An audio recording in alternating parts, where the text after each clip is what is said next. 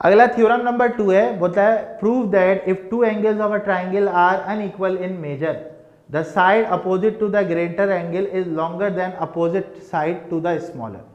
मतलब यही इसका बेसिकली कन्वर्स थ्योरम लग रहा है कि भाई अगर आपके पास prove that if two angles of a triangle are unequal in measure, मतलब अगर किसी ट्राइंगल की दो साइड अनइक्वल हो जाए लेंथ में, the side opposite to the greater angle, यानी कि वो साइड जिसका एंगल ज्यादा हो, is longer than the side opposite to the smaller. ठीक है, स्मॉलर एंगल। अच्छा, हमें गिवन क्या है कि एंगल बी एंगल सी से बड़ा है, एंगल बी एंगल सी से बड़ा है, हमें ये बात कही गई है। सही है, तो उसने कहा भाई एंगल बी एंगल सी से बड़ा है, इसका मतलब, और आपको प्रूफ क्या करना है कि ए सी की जो लंबाई होगी वो ए बी से बड़ी होगी, ए सी की जो लंबाई होगी वो ए सी से बड़ी होगी। अब ये सब बातें हम डायग्राम में देखेंगे, डायग्राम हमारी क्या कह रही है। ठीक है, अच्छा डायग्राम के अंदर हमारे पास देखिए दो बातें, सही है, हमारे पास जो है ना यहाँ पे दो तरह की कहानियां दी हुई हैं। आपके पास A and B is the exterior of angle of C B N, सही है।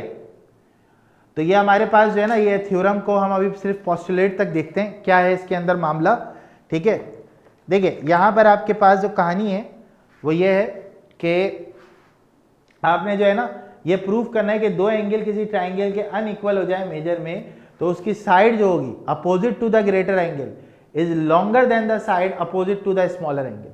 ठीक है, इसको जरा समझते हैं कि ये बोल क्या रहा है। हम एक ट्राइंगल बनाते हैं, ये ट्राइंगल हमारा बन गया, इस ट्राइंगल के अंदर ये ए, ये बी और ये क्या हो गया बेटा, सी हो गया, सही है। अच्छा, उसके बाद उसने कहा if two angles of a triangle are unequal, हम ये क्या देते हैं भाई, एंगल ए और angle C is not equal, सही है। तो ये दोनों जो एंगल हैं ये अनइक्वल है, ये बराबर नहीं है। मान लेते हैं इसको बोलते हैं भाई ये 30 होगा, इसको बोलते हैं भाई तुम जो है ना वो हो जाओ, कितना हो जाओ भाई 120 हो जाओ, 110 हो जाओ, 110, सही है। अब आगे क्या कहता है, if two angles are of a triangle are unequal in length measure, हमने कहा भाई ये वाला स्टेटमेंट तो हमने लिख लिया यहाँ पर। कहता है the side opposite to the greater angle, the side opposite to the greater angle, सही है। अच्छा 110 ये हो गया, 30 ये हो गया, तो 140 हो गया, 140 और ट्राइंगल में कितना रह गया भाई 180 होता है। इसको काम करो 120 कर लो सीधा सीधा, 110 किया इसको, चलो 110 ही रहने दो। ठीक है, तो 110 और 30 140 हो गया, तो ये 40 यहां पर बन गया। अब सबसे बड़ा एंगल कौन सा है भाई, अलिशबा और राहिमा, सबसे बड़ा एंगल कौन सा हमारे पास, जल्दी से बताओ। 110 है, तो कहता है जो लॉन्गर साइड होगी, the side opposite to the greater angle, side opposite to the greater angle, ये वाली साइड हो गई, ये वाली साइड हो गई, ए बी वाली साइड।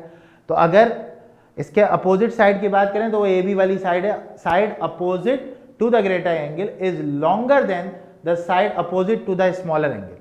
ठीक है, तो बड़ी एंगल के सामने जो साइड है वो क्या होगी, बड़ी एंगल के सामने जो साइड होगी वो ज्यादा होगी, लॉन्गर होगी than the side opposite to the smaller angle, सही है। वो कहता है स्मॉलर एंगल के सामने जो साइड होगी वो क्या होगी उसके मुकाबले में, स्मॉलर एंगल के सामने जो साइड होगी वो इसके मुकाबले में स्मॉलर होगी। क्या मतलब हुआ इस जुमले का, इस जुमले का सीधा सीधा मतलब यह है कि किसी भी ट्राइंगल के अंदर बड़ी साइड के सामने बड़ा एंगल होता है, छोटी साइड के सामने छोटा एंगल होता है। ठीक है, अगर मैं 30 की बात करूं तो मैं इसको कह दूंगा भाई ये 3 सेंटीमीटर है मिसाल के तौर पर, इसको मैं कह दूंगा ये 4 सेंटीमीटर है, और इसको मैं कह दूंगा ये 5 सेंटीमीटर। समझ आया भाई अलिशबा और राहिमा, कि बड़ी साइड के सामने बड़ा एंगल होता है, छोटी साइड के सामने छोटा एंगल होता है। यही तोड़ मड़ोड़ के दोनों थ्योरम में कहा गया, बड़ी साइड के सामने बड़ा एंगल, छोटी साइड के सामने छोटा एंगल। अब यहां पे हमने क्या प्रूफ करना है, यहां पे हमने ये प्रूफ करना है कि एंगल बी एंगल सी से बड़ा है, एंगल बी एंगल सी से बड़ा है। अब मैं इसको थोड़ा सा अपने थ्योरम के हिसाब से एलैबोरेट करके आपको दिखाता हूं। देखिए उसने जो बात कही हुई है ना उसको हम थोड़ा सा एलैबोरेट करते हैं, किस तरह, देखो उसने बोला है ना एंगल बी एंगल सी से बड़ा है, तो मैं तुम्हें यहां पे करके दिखाता हूं। ये बी हो गया तुम्हारा, ये सी हो गया, ये तुम्हारा ए हो गया, सही है। तो मैंने तुमसे कहा कि भाई एंगल बी जो है वो एंगल सी से बड़ा है, तो एक काम करो, इसको जो है ना वो ले लो, यहाँ ले लो एंगल बी, यहाँ ले लो एंगल सी, और यहाँ ले लो एंगल ए। मान लो यहाँ पे एंगल 60 डिग्री बन रहा था, यहाँ पे तुमने एंगल बना दिया 135 डिग्री, 120 डिग्री, तो ये बन गया तुम्हारा 20 डिग्री।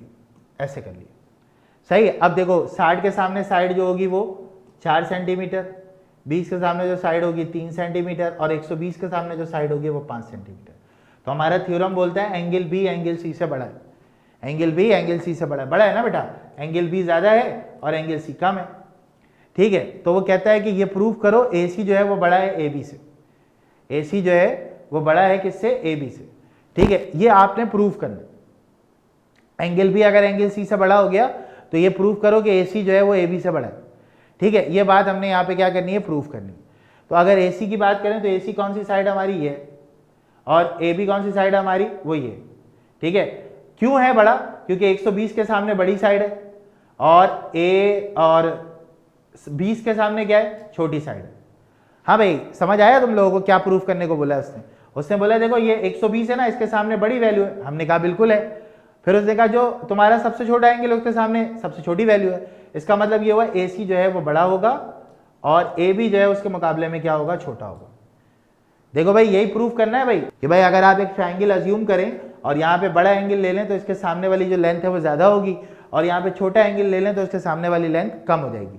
हाँ भाई, स्टेटमेंट, गिवन और प्रूव, ये समझ में आ गया भाई। तो ये हमारे पास जो है ना इस ट्राइंगल की स्टेटमेंट थी, जो कि हमने यहाँ पे अभी फिलहाल समझी है कि स्टेटमेंट में एक्चुअली में क्या बोल रहा है। अगर आपको स्टेटमेंट समझ में आ जाएगी ना तो आगे ट्राइंगल को प्रूफ करना हमारे लिए आसान हो जाएगा।